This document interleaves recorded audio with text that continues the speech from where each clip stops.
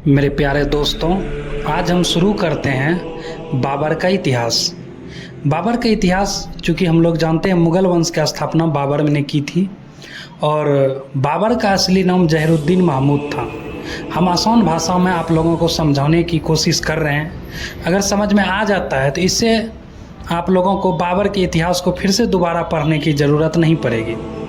चूँकि बाबर का असली नाम ज़हीरुद्दीन महमूद था और यह बाबर कहलाने का उद्देश्य यह था कि बाबर तुर्क भाषा में इसका अर्थ होता है बाघ। यह अपने पराक्रम के कारण अपने आप को बाबर कहता था।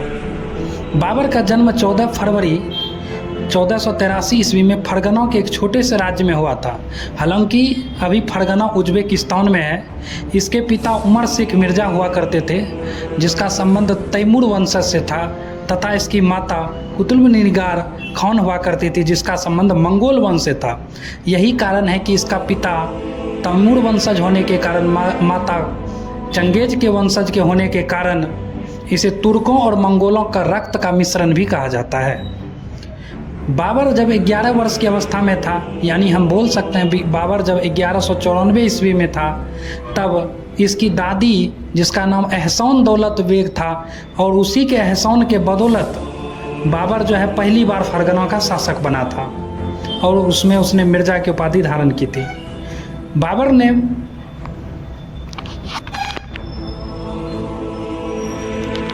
ने समरकंद 1501 ईस्वी में जीता था। इसने काबुल और गजनी पर भी अधिकार किया था, लेकिन अफसोस यह ज़्यादा दिन तक रह नहीं पाया, 8 महीने तक ही रहा। 1507 ईस्वी में बाबर ने क्या किया, उन्होंने अपनी उपाधि मिर्ज़ा उपाधि को छोड़ करके बादशाह की उपाधि धारण कर ली। बाबर जब पानीपत की लड़ाई हुई थी, उसके पहले भी बाबर 4 बार भारत पर आक्रमण कर चुका था। पानीपत की लड़ाई बाबर का 5वां आक्रमण था। हम बात करते हैं 1519 ईस्वी में, जब बाबर ने बाजोर अभियान चलाया था। बाजोर अभियान में उन्होंने भेरा के किला पर कब्जा किया था और ये पहला युद्ध था जिसमें बाबर ने बारूद और तोप का प्रयोग किया था। भारत में भी कुछ ऐसे लोग थे जो बाबर को आक्रमण करने के लिए आमंत्रित किया करते थे। उसमें से सबसे प्रमुख जो था वो था पंजाब का सूबेदार दौलत खां लोधी, इब्राहिम लोधी के चाचा आलम खां, राणा सांगा। ये सब बाबर को आमंत्रित किए थे कि आप यहाँ आक्रमण करिए।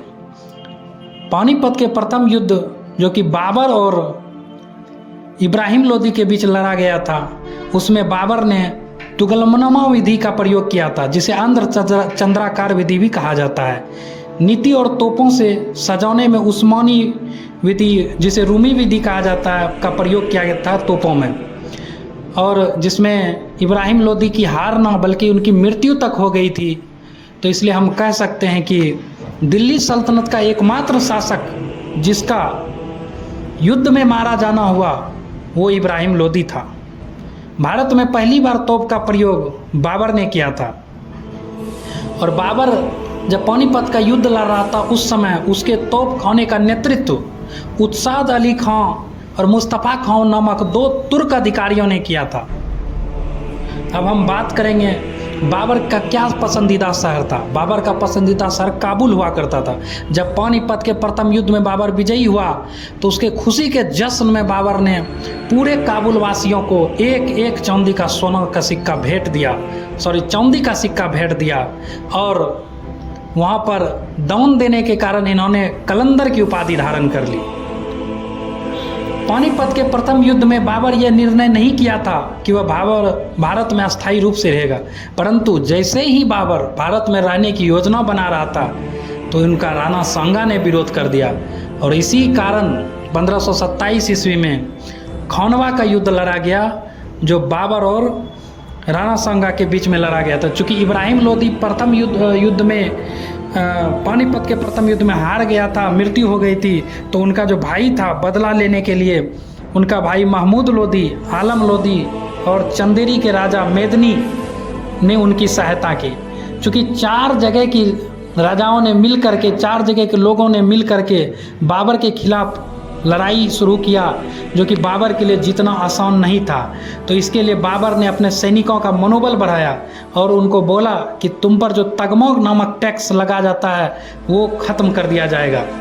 इस युद्ध को चूंकि बाबर किसी भी हर हाल में जीतना चाहता था, खानवा का युद्ध बाबर के लिए बहुत महत्वपूर्ण था, उसे किसी भी हर हाल में जीतना था, इसलिए बाबर ने पहली बार खानवा के युद्ध में जिहाद शब्द का प्रयोग किया, यानी धर्म के लिए जनादेश का प्रयोग किया। और बाबर ने सैनिकों को मदरापन करने पर भी रोक लगा दिया, जिससे इसकी सेना पूरी बहादुरी के साथ लड़ी और विजयी हुई। युद्ध के बाद बाबर ने गाजी की उपाधि को धारण कर लिया।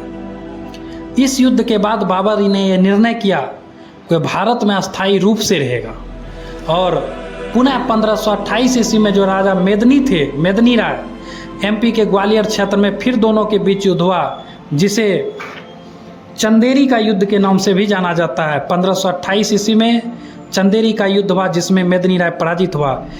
पुनः 1529 ईस्वी में घाघरा का युद्ध लड़ा गया।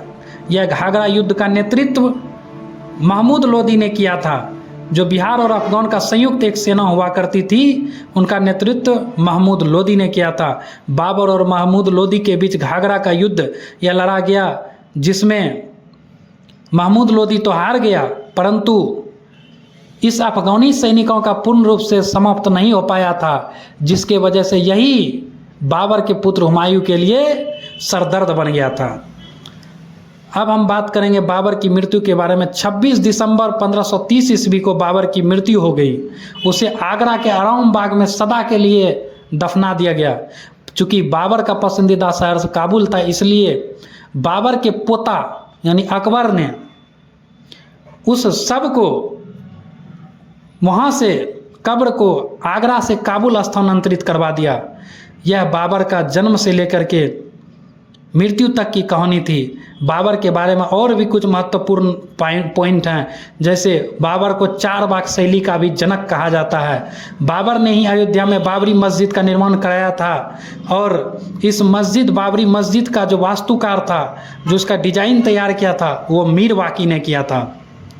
बाबर ने ही अपनी आत्मकथा तुजुके बाबरी नामक पुस्तक लिखी थी, जिसमें उस वक्त भारत पर आक्रमण किया था। उस वक्त भारत में 5 मुस्लिम राज्य हुआ करते थे, 2 हिंदू राज्य हुआ करते थे। और हम बता सकते हैं कि विजयनगर शासक कृष्णदेव राय बाबर के समकालीन हुआ करते थे। बाबर ने उस वक्त अपने को सबसे शक्तिशाली शासक बताया था।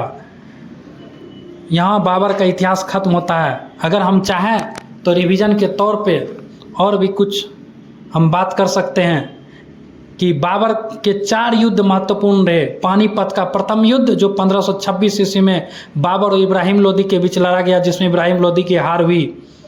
खानवा का युद्ध, जो 1527 ईस्वी में बाबर और राणा संगा के बीच लड़ा गया, जो उसमें राणा संगा की हार हुई। चंदेरी का युद्ध 1528 ईस्वी में लड़ा गया, जिसमें मेदनी राय की हार हुई। और घाघरा के युद्ध अफगान सैनिकों का नेतृत्व किया जा रहा था, और ये नेतृत्व करने वाला था महमूद लोदी, उसके बीच लड़ा गया, जिसमें महमूद लोदी की हार हुई। यहीं पर हम बाबर का इतिहास खत्म करते हैं। जय हिंद। मिलेंगे आपको नेक्स्ट लेक्चर में, तब तक के लिए दीजिए इजाज़त। जय हिंद।